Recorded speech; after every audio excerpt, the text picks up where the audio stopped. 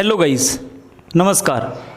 Total maths 365 YouTube channel पे आपका स्वागत है। देखो गाइस, आज हम सेकेंड पार्ट लेके आए हैं आपके लिए classifications of number. Rational number तक की क्लासिफिकेशन हमने पढ़ ली थी। हमने देखा था कि रैशनल नंबर के अंदर कई टाइप के नंबर आते हैं।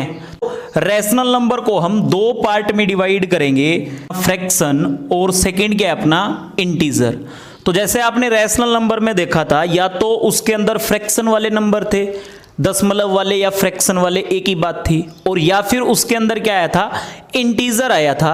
तो देखो इधर मैंने इसको दो पार्ट में डिवाइड कर दिया। फ्रैक्शन जितने भी डेसिमल वाले नंबर हैं, अगर मैं बात करूं नंबर लाइन पे अगर हम देखें तो जो दो मार्क्स के बीच में जो नंबर आएंगे वो आएंगे भी फ्रैक्शन के अंदर, ठीक है ना। और उसके बाद में इंटीजर, जो नंबर लाइन के ऊपर जो मार्क्स के द्वारा जो नंबर दिखाए गए थे वो सारे के सारे किसके अंदर आएंगे, इंटीजर के अंदर आएंगे। और इंटीजर को हम हिंदी में पूर्णांक बोलते हैं। क्या बोलते हैं अभी, पूर्णांक बोलते हैं। और इसको हम z से रिप्रेजेंट करेंगे, ठीक है ना। अब जैसे देखो इंटीजर के अंदर किस टाइप के नंबर आएंगे, तो प्लस वाले भी और माइनस वाले भी, प्लस वाले भी और माइनस वाले भी। जैसे देखो 0 plus minus 1 plus minus 2 plus minus 3 plus minus 4 plus minus 5, ऐसे आप आगे बढ़ते रहो। तो इस तरीके से इंटीजर में इस टाइप के नंबर आएंगे। इंटीजर को आगे अगेन टू टाइप में डिवाइड कर दिया। First is negative integer. तो इंटीजर का एक पार्ट तो क्या होगा, नेगेटिव इंटीजर, मतलब ऋणात्मक पूर्णांक, ऋणात्मक पूर्णांक। और इसको हम z नेगेटिव से रिप्रेजेंट करेंगे। और इसके अंदर किस टाइप के नंबर आएंगे, माइनस वाले जितने भी नंबर होंगे। तो देखो -1 -2 -3 और -4, वो सारे के सारे z नेगेटिव के अंदर या नेगेटिव इंटीजर के अंदर आ जाएंगे। और उसके बाद में देखो होल नंबर के अंदर क्या आएगा, होल नंबर को हम बोलते हैं पूर्ण संख्या। क्या बोलते हैं, पूर्ण संख्या। और इसको हम W से रिप्रेजेंट करेंगे। और इसके अंदर 0 1 2 3 4 5 और आप आगे बढ़ते रहो। होल नंबर को अगेन मैंने दो पार्ट में डिवाइड कर दिया। फर्स्ट इज 0, जैसे ये वाली जो 0 है वो इधर आ गई, ठीक है ना।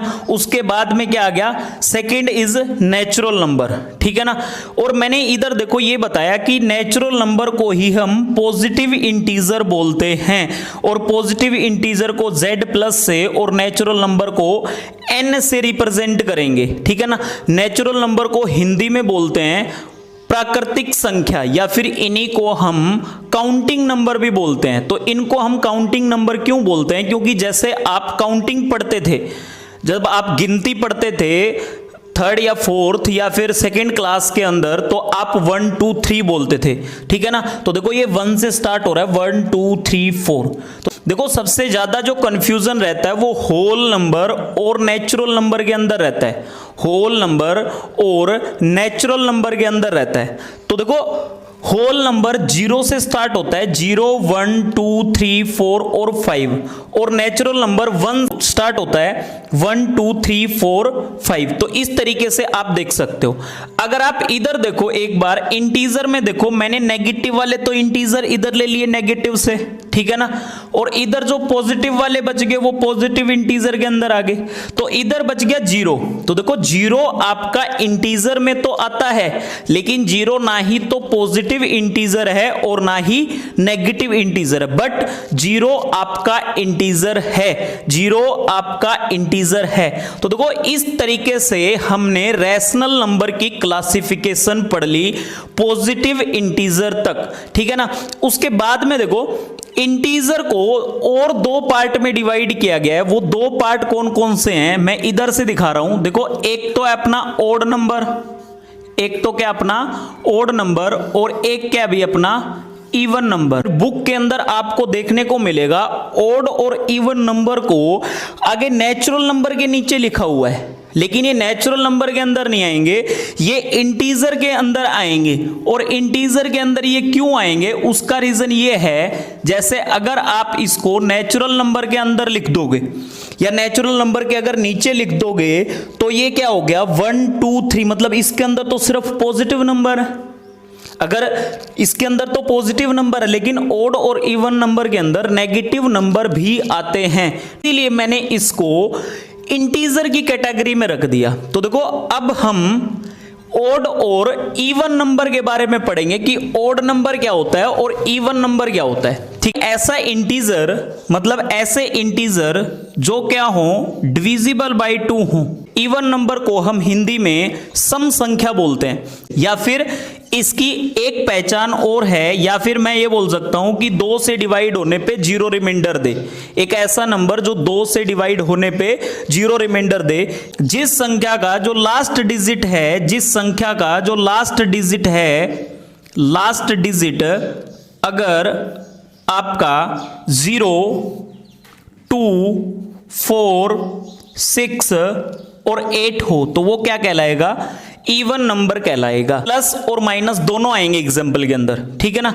जैसे -2, -4, -6 या फिर +2, +4 और 6 और 0 भी इसके अंदर आएगा, ठीक है ना।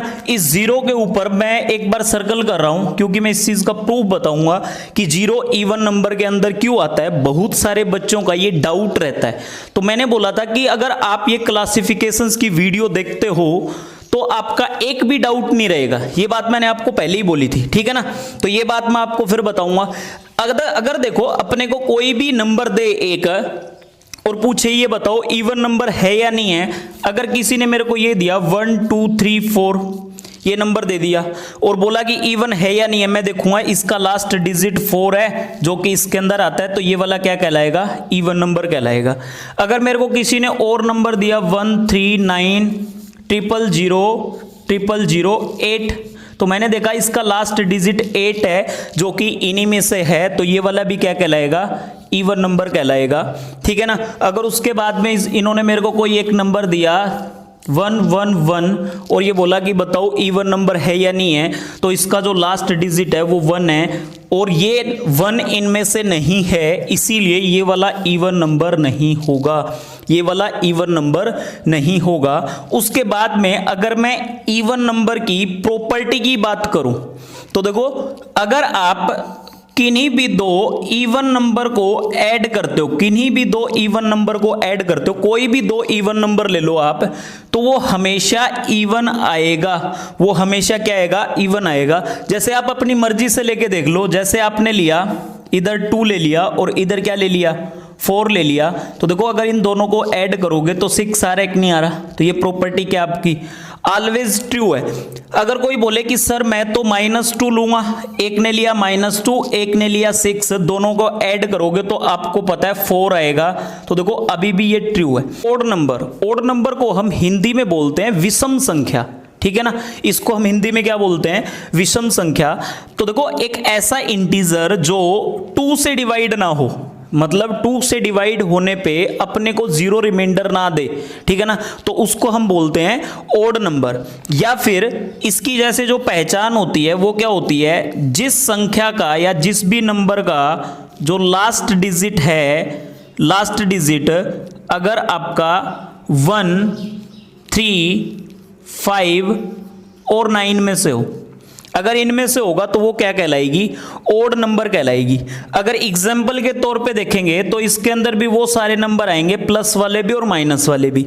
जैसे अगर प्लस वालों की बात करें तो 1 3 5 और 9 ये 11 ये तो चलते ही रहेंगे। उसके बाद अगर हम बोलें तो -3 -1 -7 तो ये जितने भी नंबर है वो सारे के सारे नंबर की कैटेगरी के अंदर आएंगे, ठीक है ना। तो इनकी पहचान किस तरीके से करते हैं, अगर किसी ने हमारे को कोई नंबर दिया, जैसे ये दिया 1 3 2 0 1, तो मैंने देखा इसका लास्ट डिजिट 1 है जो कि इनमें आता है, तो ये वाला आपका ओड नंबर कहलाएगा, ठीक है ना।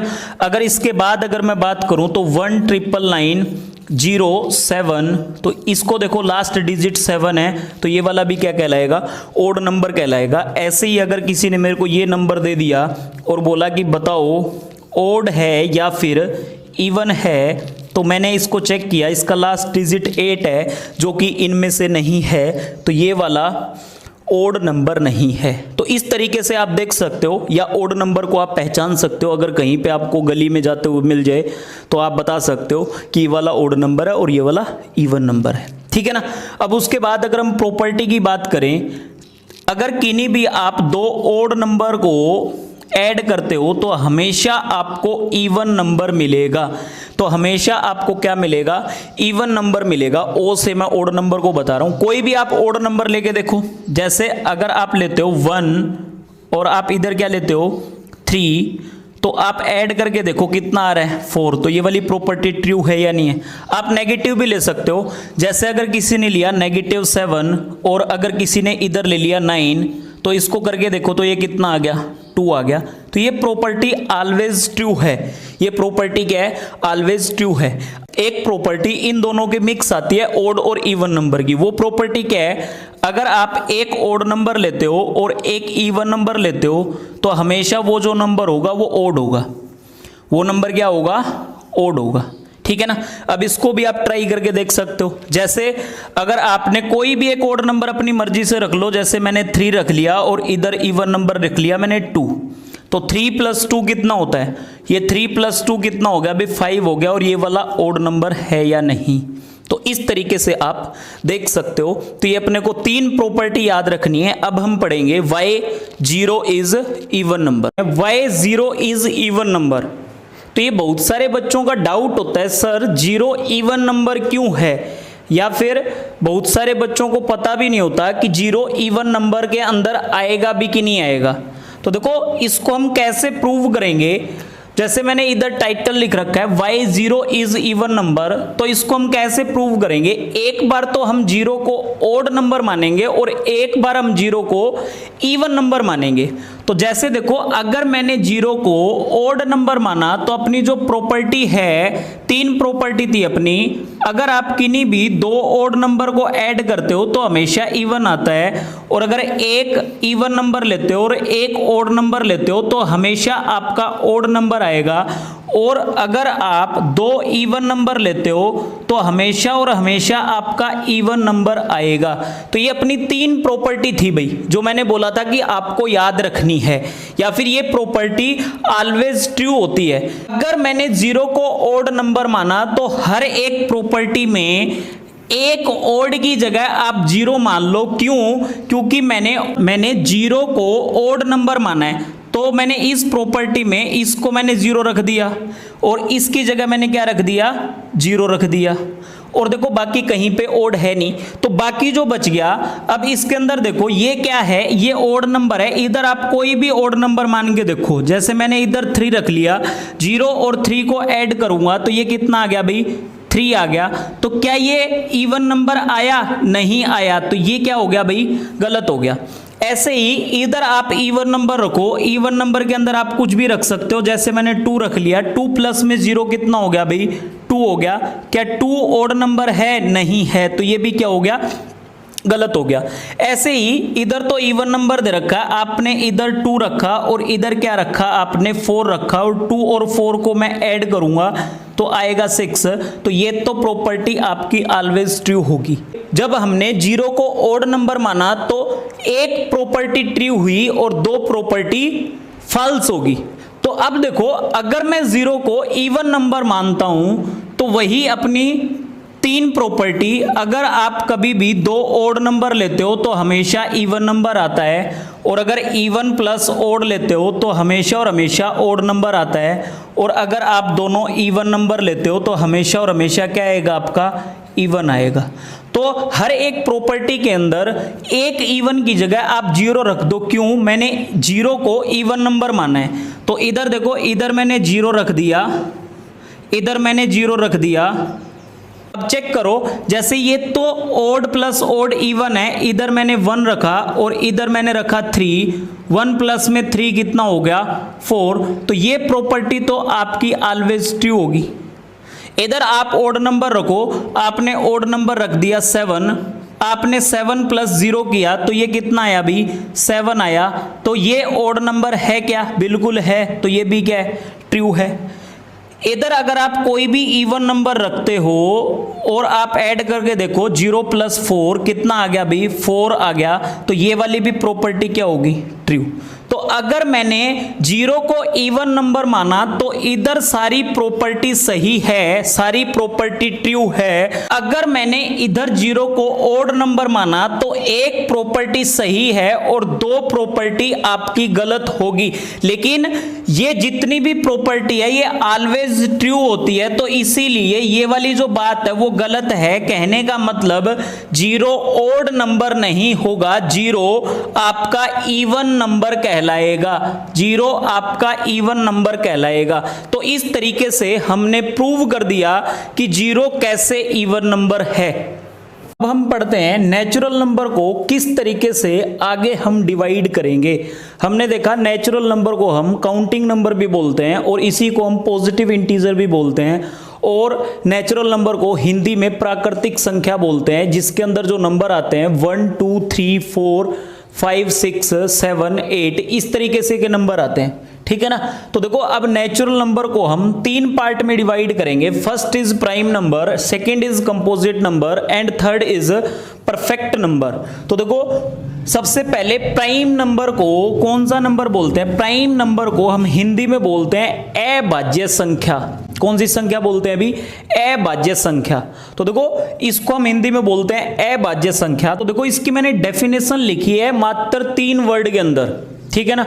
तो मात्र 3 वर्ड, जैसे 3 वर्ड की अहमियत बहुत बड़ी होती है। जैसे आप आई लव यू बोलते हो तो वो भी तो 3 ही वर्ड है, 1 4 3 वो भी 3 ही वर्ड है, ठीक है ना। तो देखो मैंने सिर्फ आपको 3 वर्ड में बताया है, ओनली 2 फैक्टर, ओनली 2 फैक्टर।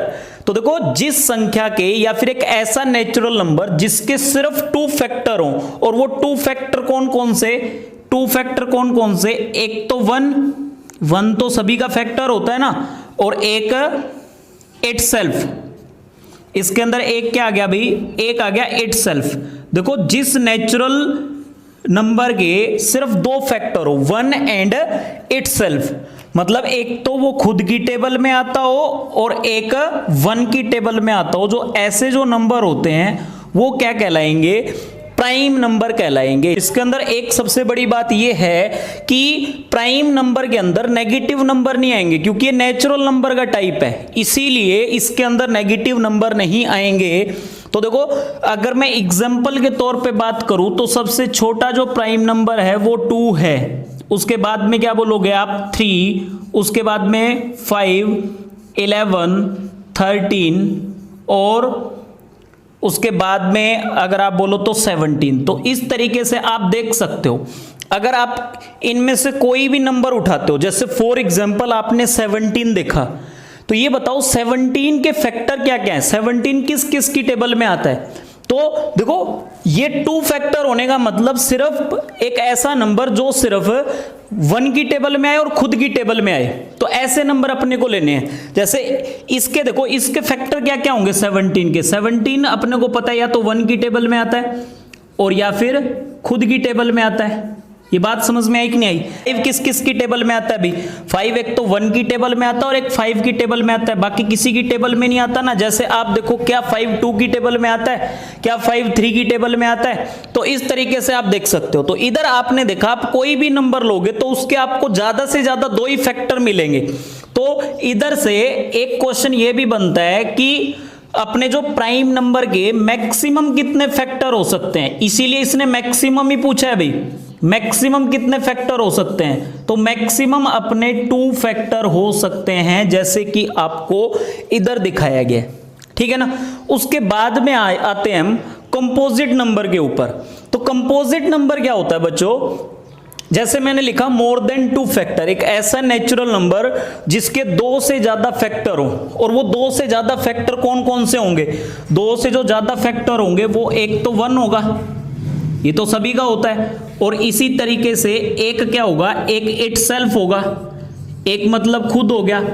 और उसके बाद में अगर हम बात करें तो जो तीसरा फैक्टर है वो किसके अंदर आएगा, कोई भी अदर फैक्टर हो सकता है, भी कोई भी दूसरा फैक्टर हो सकता है। अब हमारे को नहीं पता वो क्या होगा, जब हम एग्जाम्पल पढ़ेंगे तब अपने को पता चलेगा। अब जैसे देखो इसके अंदर अगर 4 उसके बाद में आएगा 6, उसके बाद में आएगा 8, फिर 9, फिर 10, और इस तरीके से नंबर आते रहेंगे। ठीक है ना। तो देखो ये है अपने कंपोजिट नंबर। इधर से अगर आप कोई भी नंबर उठाओ तो उसके फैक्टर करके देखो। जैसे अगर मैंने 10 के फैक्टर किए तो 10 किस किस की टेबल में आता है अभी? 10 1 की टेबल में आता है, 10 2 की भी टेबल में आता है, और 10 5 की टेबल में भी आता है, और 10 खुद की टेबल में भी आता है। तो ये इसके फैक्टर हैं अभी जो इसको कंप्लीटली डिवाइड करते हैं। ऐसे ही अगर हम बोलें तो 4 के फैक्टर देखो, 4 के अगर आप फैक्टर देखोगे 1, और ये खुद की टेबल में आता है, और उसके बाद में किसकी टेबल में आता है अभी? 2 की टेबल में भी आता है। तो इस तरीके से आप देख सकते हो। तो इधर से एक क्वेश्चन और बनता है कि कंपोजिट नंबर के मैक्सिमम कितने फैक्टर हो सकते हैं, मैक्सिमम कितने फैक्टर हो सकते हैं। तो इधर तो देखो मिनिमम भी 2 है और मैक्सिमम भी 2 है। मिनिमम भी पूछ ले कि मिनिमम कितने फैक्टर हैं, तो मिनिमम फैक्टर भी 2 होंगे। मिनिमम फैक्टर भी कितने होंगे भाई? मिनिमम फैक्टर भी 2 होंगे। ये बात समझ में आई कि नहीं आई? और इस तरीके से इधर देखो, इधर सिर्फ मिनिमम पूछेगा, मैक्सिमम क्यों नहीं पूछेगा? मैक्सिमम तो पता नहीं कितने हो सकते हैं। जैसे बड़ा नंबर होगा उसके फैक्टर बढ़ते जाएंगे, तो मैक्सिमम तो हम काउंट कर नहीं सकते। तो इसीलिए इधर सिर्फ ये पूछेगा कि कंपोजिट नंबर के मिनिमम फैक्टर कितने होंगे, मिनिमम फैक्टर कितने होंगे। तो कंपोजिट नंबर के जो मिनिमम फैक्टर होंगे वो होंगे 3। वो क्या होंगे भाई? 3 होंगे। तो इस तरीके से ये आपका कंपोजिट नंबर कंप्लीट होता है। और कंपोजिट नंबर को हम हिंदी में बोलते हैं अभाज्य संख्या। क्या बोलते हैं अभी?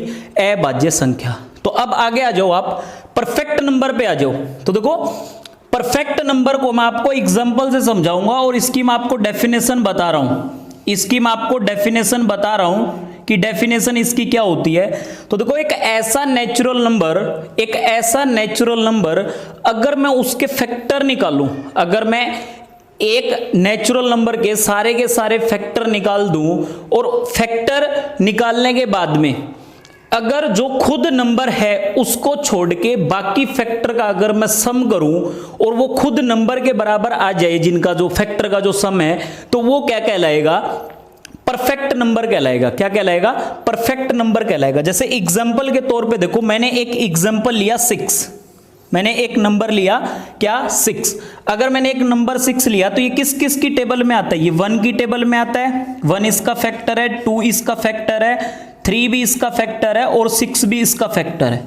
तो ये देखो, आप खुद को कट कर देता हूं, मैंने खुद को कट कर दिया और बाकी का सम करके देखा तो ये 6 = 6 आ गया कि नहीं आ गया? तो देखो ये ट्रू हो गया। तो अब क्या होगा? तो इस तरीके से हम बता सकते हैं कि अपना जो 6 है वो परफेक्ट नंबर है। 6 के अपना परफेक्ट नंबर है। जैसे देखो 28, अगर 28 की बात करो तो ये 1 की टेबल में आता है, ये 2 की टेबल में भी आता है, 3 की टेबल में नहीं आता, 4 की टेबल में आता है, फिर 7 की टेबल में आता है, और फिर 14 की टेबल में आता है, और फिर खुद की टेबल में आता है। तो ये सारे के सारे इसके फैक्टर हैं, और इनका मैंने क्या कर दिया? सम कर दिया। तो अब इसको क्या करेंगे? हमने इसको कर दिया डिलीट, खुद को कट कर दिया ना, बाकी का सम करके देखो। अगर आप सम करके देखते हो तो 28 = 28 आएगा। तो ये वाला भी परफेक्ट नंबर कहलाएगा कि नहीं कहलाएगा? तो इस तरीके से बच्चों आप चेक कर सकते हो कि कौन सा परफेक्ट नंबर है और कौन सा परफेक्ट नंबर नहीं है। या परफेक्ट नंबर को हिंदी में उत्तम संख्या। तो देखो गाइज, अपनी classifications of number approximately complete हो चुकी है। तो ये कुछ पेयर ऑफ नंबर हैं जो हमारे को पढ़ने हैं, जैसे ट्विन प्राइम नंबर, को प्राइम नंबर और रिलेटिव प्राइम नंबर। तो सबसे पहले हम देखते हैं twin prime number. Twin prime number को हम हिंदी में जुड़वा अभाज्य संख्या बोलते हैं। तो ट्विन प्राइम नंबर क्या होता है? ऐसे दो नंबर जिनका HCF 1 हो या फिर उसके अंदर कोई भी कॉमन फैक्टर ना हो। कोई भी कॉमन फैक्टर ना होने का मतलब ऐसे दो नंबर जो सेम नंबर की टेबल के अंदर ना आए। और तीसरी बात इसके अंदर क्या होती है कि दोनों नंबर का जो डिफरेंस होना चाहिए, दोनों नंबर का जो डिफरेंस होना चाहिए वो 2 का होना चाहिए। ठीक है ना। तो इसके एग्जाम्पल देखते हैं। एग्जाम्पल के अंदर जैसे देखो आप 3,5, 5,7, 11,13, तो ये आप एग्जाम्पल देख सकते हो, ये सारे के सारे क्या कहलाएंगे, आपके ट्विन प्राइम नंबर कहलाएंगे। तो आप देख सकते हो 3 और 5 का जो डिफरेंस है 2 है, 5 और 7 का जो डिफरेंस है वो भी 2 है, 11 और 13 का जो डिफरेंस है वो भी 2 है। और ये जो दोनों नंबर हैं वो एक नंबर की टेबल में नहीं आ रहे, मतलब इनके अंदर कुछ कॉमन नहीं है। और ट्विन प्राइम नंबर के अंदर जब आप दो नंबर उठाओगे तो वो दोनों के दोनों प्राइम होने चाहिए, ठीक है ना। तो अब इसके बाद में देखो हम बढ़ते हैं रिलेटिव प्राइम नंबर पे। तो रिलेटिव प्राइम नंबर की अगर मैं डेफिनेशन की बात करूं तो इनका भी जो HCF होगा वो 1 होगा और इनके अंदर भी कोई फैक्टर कॉमन नहीं होगा। तो वही कोई भी फैक्टर कॉमन ना होने का मतलब दोनों के दोनों नंबर एक नंबर की टेबल के अंदर नहीं आएंगे, ठीक है ना। तो इसके अगर हम एग्जाम्पल लें तो इसके एग्जाम्पल क्या क्या होंगे, जैसे देखो 7, 11, 11, 31, 31, 41। तो ये जो नंबर हैं वो हो जाएंगे आपके relative prime number, relative prime number. तो देखो रिलेटिव प्राइम नंबर के अंदर भी आपने को क्या करना होगा कि दो प्राइम नंबर एक साथ में लेने हैं। तो इसके अंदर भी जो अपने को नंबर लेने पड़ेंगे वो दोनों के दोनों प्राइम होने चाहिए, लेकिन ये जरूरी नहीं है कि उनके अंदर दो का डिफरेंस हो या ना हो, कोई फर्क नहीं पड़ता। इसके अंदर आप 3,5 भी ले सकते हो, ये भी रिलेटिव प्राइम नंबर कहलाएगा क्योंकि 3 और 5 दोनों के दोनों प्राइम नंबर है। तो उसके बाद में हम चलते हैं को प्राइम नंबर के ऊपर। इसकी जो डेफिनेशन होती है वही इनका जो HCF है वो 1 होता है और इसके अंदर भी no common factor, no common factor. No common factor का मतलब दोनों के दोनों नंबर सेम नंबर की टेबल में नहीं आने चाहिए या फिर दोनों नंबर एक ही नंबर के पहाड़े में नहीं आने चाहिए, ठीक है ना। तो देखो नो कॉमन फैक्टर और HCF 1। तो इसके अंदर देखो इसका नाम जैसे अपने को दे रखा है को प्राइम नंबर।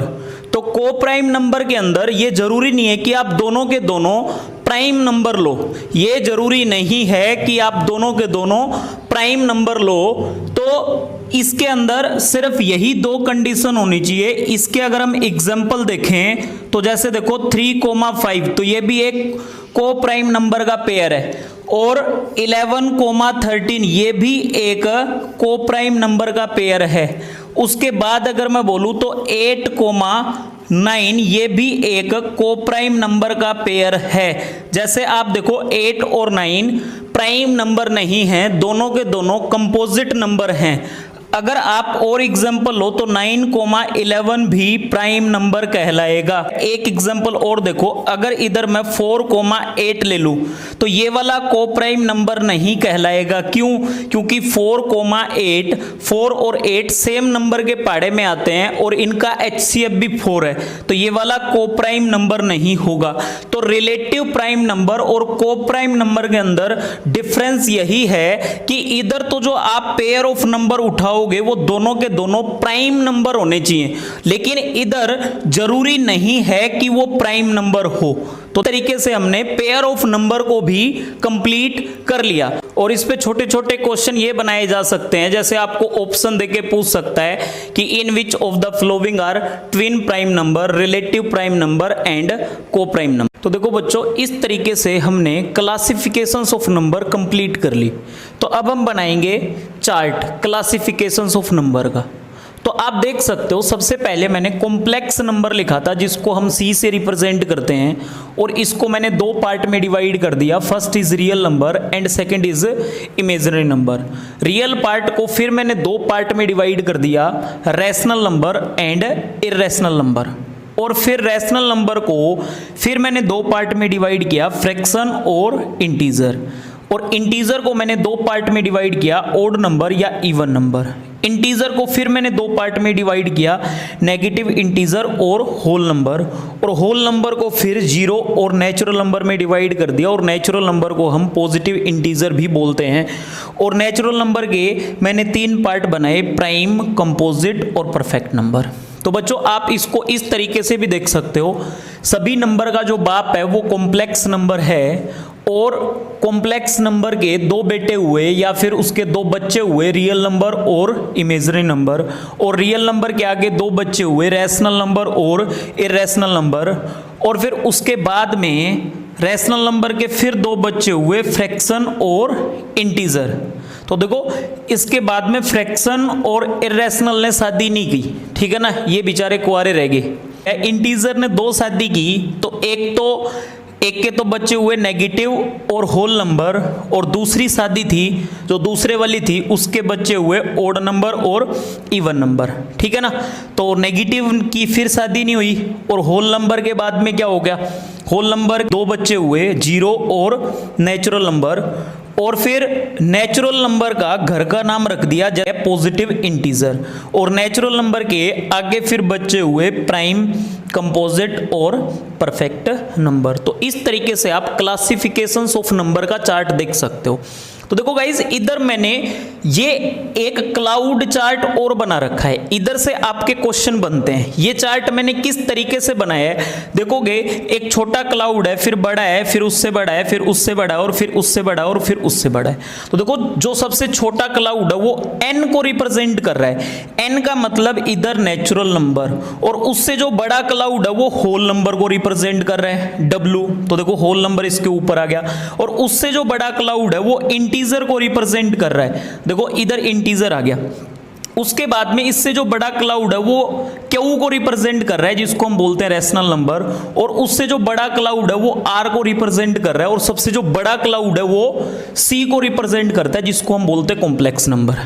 तो इधर से क्वेश्चन कुछ रीजनिंग टाइप के ये बनते हैं बच्चों, कि जैसे ये बोलते हैं कि क्या हर एक नेचुरल नंबर को हम होल नंबर बोल सकते हैं, क्या हर एक होल नंबर नेचुरल नंबर होता है। तो इस तरीके के क्वेश्चन बनते हैं। मैंने पहले बोला था कि मेरी वीडियो देखने के बाद में क्लासिफिकेशंस ऑफ नंबर पे आपका एक भी डाउट नहीं रहेगा। इधर देखो, सबसे पहला जो क्वेश्चन ये बनता है, क्या हर एक नेचुरल नंबर होल नंबर के अंदर आता है, is every natural number is whole number. ध्यान से सुनो, क्या हर एक नेचुरल नंबर होल नंबर है, क्या हर एक नेचुरल नंबर होल नंबर है।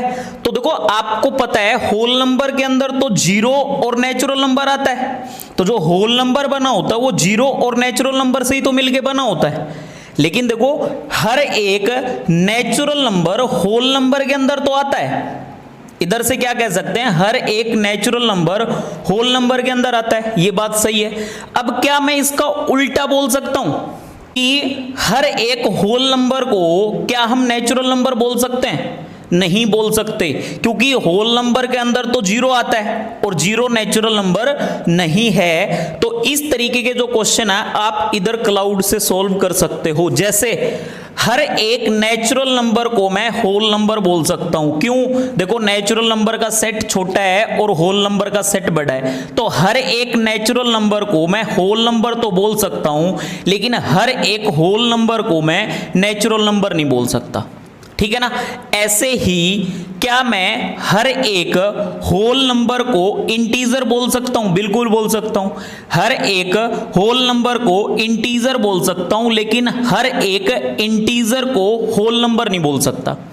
ऐसे ही हर एक इंटीजर को मैं रैशनल नंबर बोल सकता हूं, लेकिन हर रैशनल नंबर को मैं इंटीजर नहीं बोल सकता। ऐसे ही हर एक रैशनल नंबर को हम रियल नंबर बोल सकते हैं, लेकिन हर एक रियल नंबर को रैशनल नंबर नहीं बोलेंगे। तो इस तरीके के जो क्वेश्चन है आपको कहीं ना कहीं जैसे 4 ऑप्शन देके पूछ सकता है, बताओ इनमें से कौन सा सही है। तो इस क्लाउड चार्ट में आप देखोगे आप छोटे से बड़े की तरफ जा सकते हो, बड़े से छोटे की तरफ नहीं आ सकते, बड़े से छोटे की तरफ नहीं आ सकते। तो देखो आपका ये भी डाउट क्लियर हो गया होगा।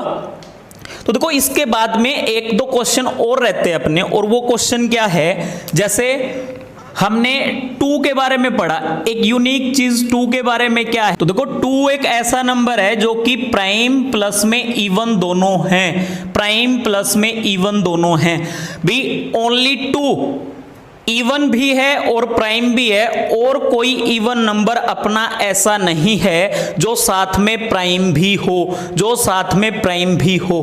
और एक क्वेश्चन और अपना इधर क्या बनता है, एक क्वेश्चन बनता है भी 1 के ऊपर।